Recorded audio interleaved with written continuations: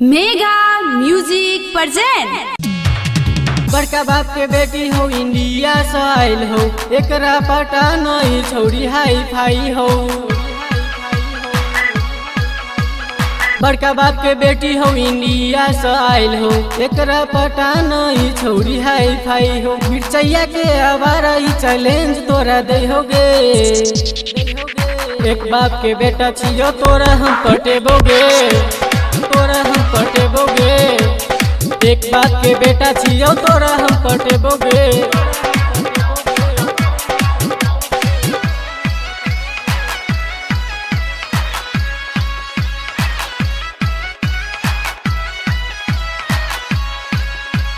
DJ Sunil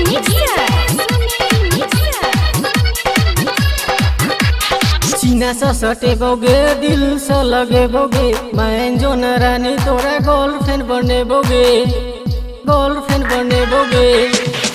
जहिया से चढ़ल हो जवानी तू धधाई छी गे। मस्त फिगर हो तोहर तू अगराई छी गे। ठके के हो जते रानी ठैक ले तू हमरा गे।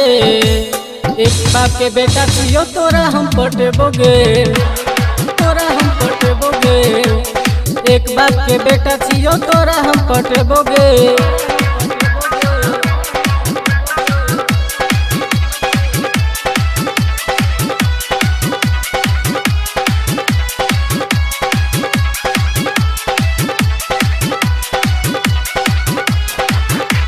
छियो तोहर दीवाना तू डालो देना दाना।